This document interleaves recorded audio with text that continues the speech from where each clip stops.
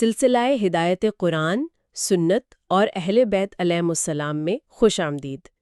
آج ہم قرآن مجید کی ایک ایسی سورہ کا گہرائی سے جائزہ لیں گے جو نزول کے اعتبار سے دوسری سورہ ہے، اور یہ پیغمبر اسلام صلی اللہ علیہ وآلہ وسلم کو اس وقت ڈھارس اور طاقت بخشتی ہے جب آپ کی دعوت کا بالکل ابتدائی اور آپ کہہ سکتی ہیں کہ مشکل ترین دور تھا۔ جی، ہم بات کر رہے ہیں سورت القلم کی، قرآن کی 68 سورہ۔ اس کے کئی نام مشہور ہیں، جیسے نون، نون والقلم، اور سب سے زیادہ مشہور القلم۔ اور یہ نام اس کی پہلی آیت سے ہی آئے ہیں جہاں قلم کی قسم کھائی گئی ہے۔ بالکل، یہ ایک مکی سورہ ہے۔ اس میں 52 آیات، 300 الفاظ اور تقریباً 1256 حروف ہیں، اور تاریخی روایات کے مطابق یہ سورہ الگ کی ابتدائی آیات کے بعد نازل ہونے والی پہلی مکمل سورہ سمجھی جاتی ہے۔ اچھا، تو اس کا پس منظر بہت اہم ہو جاتا ہے۔ بہت زیادہ۔ یہ وہ وقت تھا جب کفار مکہ پیغمبر اکرم صلی اللہ علیہ وآلہ وسلم پر طرح طرح کے الزامات لگا رہے تھے، خاص طور پر آپ کو مجنون یعنی دیوانہ کہہ کر آپ کی دعوت کو کمزور کرنے کی کوشش کر رہے تھے۔ تو یہ سورہ ایک طرح سے آپ کے لیے ایک نفسیاتی اور روحانی مضبوطی کا ذریعہ بنی۔ جی، یہ آپ کے کردار کا دفاع کرتی ہے، آپ کے دشمنوں کی اصلیت کو بے نقاب کرتی ہے اور آپ کو صبر کی تلقین کرتی ہے۔ اس کے مضامین کو ہم چند بڑے حصوں میں دیکھ سکتے ہیں۔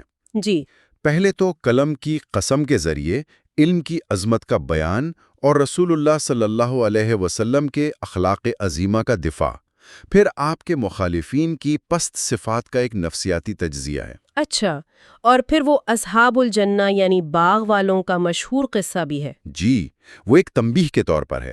پھر قیامت، انصاف، اور آخر میں پیغمبر کو صبر و استقامت کی تلقین اور قرآن کی عالمگیر حیثیت کا اعلان۔ تو آئیے اس کے پہلے حصے یعنی آیات 1 سے 7 سے آغاز کرتے ہیں۔ ضرور، میں آیات کی تلاوت کرتا ہوں اور پھر ہم ان میں پوشیدہ معنی کو سمجھنے کی کوشش کریں گے۔ بسم اللہ الرحمن الرحیم۔ نون والقلم وما یسطرون ما انت بنعمت ربک بمجنون وان لک لاجرا غیر ممنون وانک لعلی خلق عظیم فستبصر ویبصرون بأیکم المفتون ان ربک هو اعلم بمن ضل عن سبیلہ وهو اعلم بالمہتدین۔ اس کا ترجمہ بھی واضح کر دیجیے۔ جی، ترجمہ کچھ یوں ہے۔ نون، قسم ہے قلم کی اور اس کی جو کچھ لکھنے والے لکھتے ہیں۔ اے رسول، آپ اپنے رب کے فضل سے ہرگز دیوانے نہیں ہیں، اور یقیناً آپ کے لیے ایسا اجر ہے جو کبھی ختم نہ ہوگا، اور بے شک آپ اخلاق کے عظیم ترین مرتبے پر فائز ہیں۔ پس عنقریب آپ بھی دیکھ لیں گے اور وہ بھی دیکھ لیں گے کہ تم میں سے کون جنون میں مبتلا ہے۔ آپ کا رب یقیناً انہیں خوب جانتا ہے جو اس کی راہ سے بھٹکے ہوئے ہیں، اور وہ ہدایت پانے والوں کو بھی خوب جانتا ہے۔ سورہ کا آغاز نون سے ہوتا ہے جو حروف مقطعات میں سے ہے۔ جی، جن کا حقیقی علم اللہ اور اس کے منتخب بندوں کے پاس ہے۔ اور اس کے فوراً بعد اللہ دو غیر معمولی چیزوں کی قسم کھاتا ہے: قلم اور جو کچھ اس سے لکھا جاتا ہے۔ یہ اس ماحول میں بہت بڑی بات تھی جہاں لکھنے پڑھنے کا رواج تقریباً نہ ہونے کے برابر تھا۔ بالکل، پورے مکہ میں شاید گنتی کے چند لوگ لکھنا جانتے تھے۔ اس ماحول میں قلم کی قسم کھانا، یہ علم، تہذیب، شعور اور وحی کی عظمت کا اعلان ہے۔ یہ صرف ایک چیز کی قسم نہیں بلکہ ایک پورے تصور کی قسم ہے۔ صحیح کہا آپ نے۔ یہ اس پوری فکری روایات کی قسم ہے جو انسانیت کو جہالت کے اندھیروں سے نکالتی ہے۔ تاریخ کا آغاز ہی تو تحریر سے ہوتا ہے، اور پھر دیکھیں اس عظیم قسم کے فوراً بعد اس الزام کا جواب دیا جاتا ہے جو آپ پر لگایا جا رہا تھا۔ ما انت بنعمت ربک بمجنون۔ جی، آپ اپنے رب کی نعمت کے ہوتے ہوئے مجنون نہیں ہیں، اور یہاں نعمت سے مراد نبوت ہے، عقل کامل ہے، عصمت ہے، وہ وہی ہے جو آپ پر نازل ہو رہی ہے۔ یعنی دیوانگی تو فکر کے انتشار کا نام ہے، اور آپ پر جو کلام آ رہا ہے وہ تو خود علم اور دانائی کا سرچشمہ ہے۔ بالکل۔ یہ بہت دلچسپ ہے کہ دیوانگی کے الزام کا جواب قلم یعنی علم و دانش کی قسم کھا کر دیا جا رہا ہے، یہ ایک بہت گہرا تعلق ظاہر کرتا ہے۔ یہ ایک لاجواب ریٹوریکل موو ہے۔ جواب کسی جذباتی تردید سے نہیں دیا جا رہا، بلکہ تہذیب اور شعور کی سب سے بڑی علامت قلم کی قسم کھا کر دیا جا رہا ہے۔ گویا کہا جا رہا ہو کہ اصل بحث شخصیت پر نہیں بلکہ اس پیغام کی نوعیت پر ہے جو قلم کے ذریعے محفوظ ہو رہا ہے۔ اور وہ پیغام خود اپنی ساخت میں اتنا منظم اور عقلی ہے کہ وہ اپنے لانے والے کی ذہنی پختگی کی سب سے بڑی دلیل بن جاتا ہے۔ بالکل درست۔ اور اسی دلیل کو مزید مضبوط کرتے ہوئے اللہ تعالیٰ آپ کے کردار کی گواہی دیتا ہے، وَإِنَّكَ لَعَلَى خُلُقٍ عَظِيمٍ۔ اور بے شک آپ اخلاق کے عظیم مرتبے پر فائز ہے۔ یہ آیت تو واقعی ایک سمندر ہے۔ جی، آپ کا صبر، آپ کی محبت، آپ کا تحمل، آپ کی امانت و دیانت، یہ سب تو آپ کے نبوت سے پہلے بھی مکہ میں مانے جاتے تھے۔ تو ایک عظیم اخلاق کا مالک بھلا مجنون کیسے ہو سکتا ہے؟ یہی نکتہ ہے۔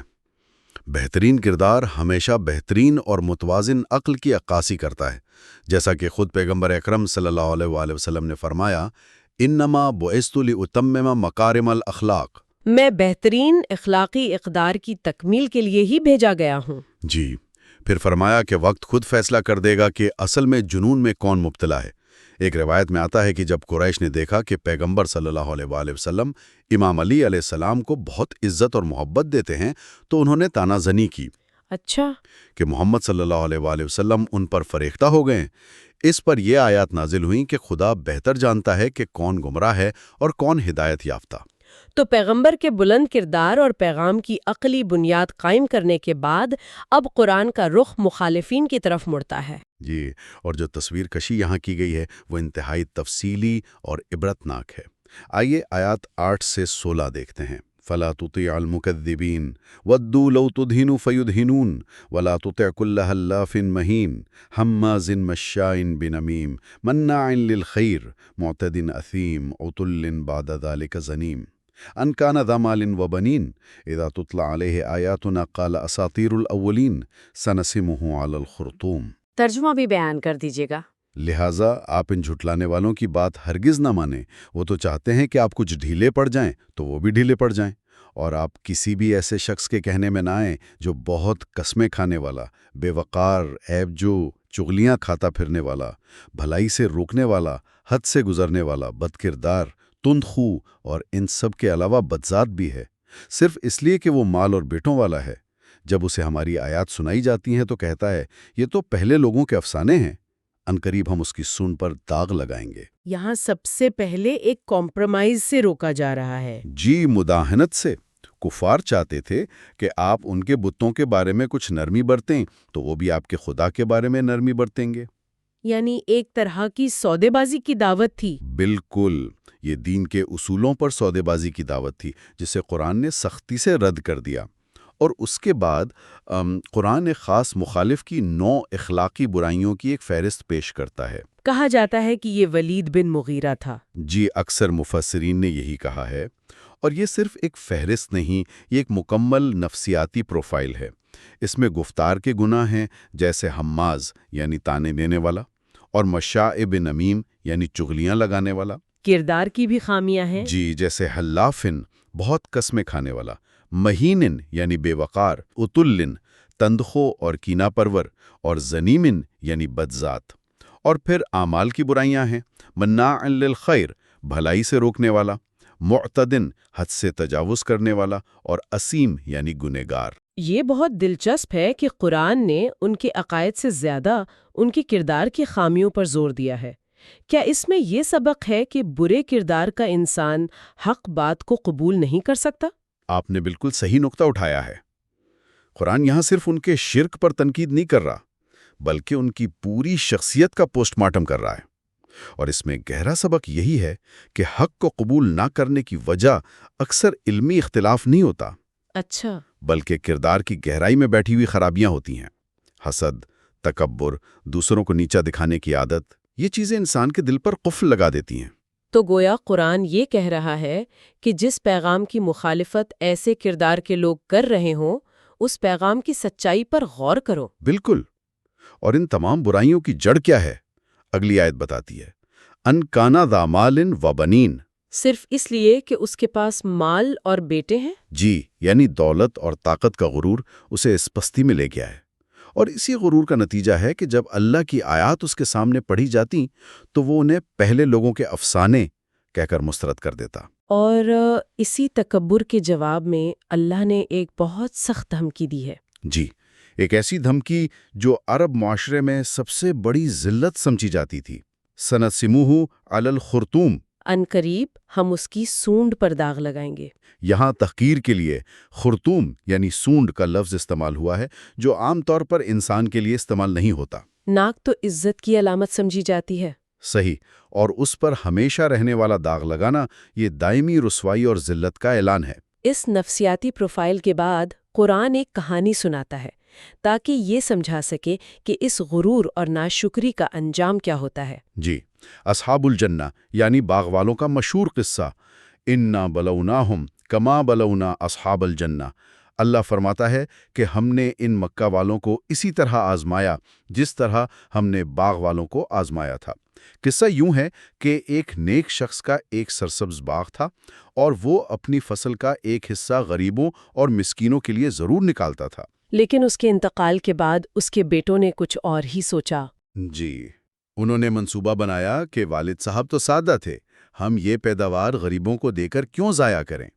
انہوں نے قسم کھائی کہ ہم صبح سویرے اندھیرے میں ہی باغ میں جائیں گے اور کسی مسکین کو خبر ہونے سے پہلے سارے پھل توڑ لیں گے۔ قرآن ان کے منصوبے کے بارے میں کہتا ہے وَلَا يَسْتَثْنُونَ۔ اس کے دو معنی بیان کیے جاتے ہیں نا؟ جی، ایک یہ کہ انہوں نے انشاءاللہ نہیں کہا، وہ اپنی تدبیر پر اس قدر مغرور تھے کہ اللہ کی مشیت کو بھول گئے، اور دوسرا یہ کہ انہوں نے غریبوں کا کوئی حصہ مستثنیٰ نہیں کیا۔ اور نتیجہ کیا ہوا؟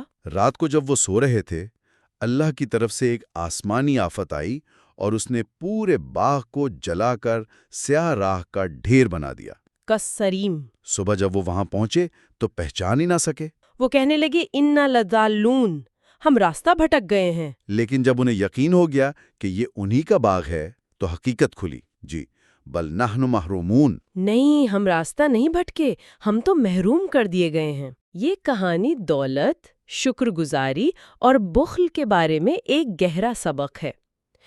ان کا ایک دوسرے کو ملامت کرنا، یتلاومون، یہ انسانی فطرت کے کس پہلو کو ظاہر کرتا ہے؟ یہ انسانی نفسیات کا بہت سچا نقشہ ہے۔ جب کوئی بحران آتا ہے تو انسان کی پہلی انسٹنکٹ یہ ہوتی ہے کہ وہ ذمہ داری دوسروں پر ڈال دے۔ تو وہ ایک دوسرے کو الزام دیتے رہے؟ جی، یہاں تک کہ ان میں سے جو سب سے بہتر تھا، اوسط اس نے کہا، کیا میں نے تم سے نہیں کہا تھا کہ تم اللہ کی تسبیح کیوں نہیں کرتے؟ یعنی اللہ کو یاد کیوں نہیں کرتے؟ اور یہی وہ لمحہ تھا جب ان کا ضمیر جاگا۔ بالکل، انہوں نے الزام تراشی چھوڑ کر اجتماعی طور پر اپنی غلطی کا اعتراف کیا۔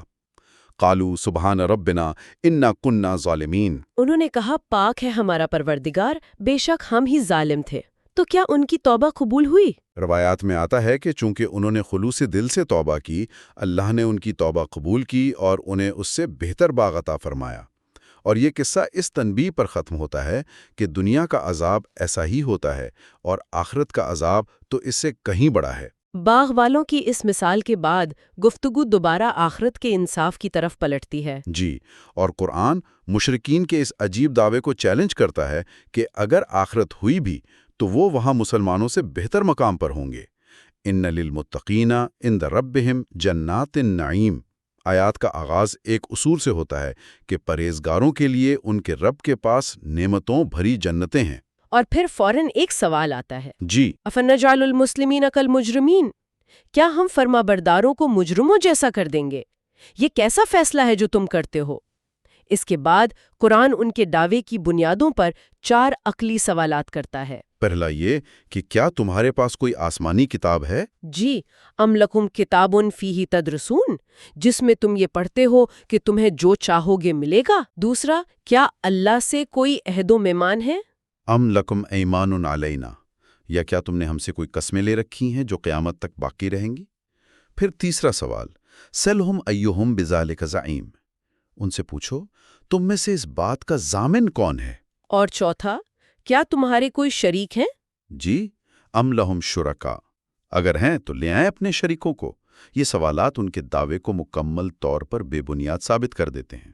اس کے بعد قیامت کے دن کی ہولناکی کا منظر پیش کیا جاتا ہے۔ جی، یوم یکشف عن ساق، یہ ایک عربی محاورہ ہے جس کا مطلب ہے جب معاملہ انتہائی سنگین اور سخت ہو جائے۔ اس دن کفار سجدہ کرنا چاہیں گے مگر نہیں کر سکیں گے۔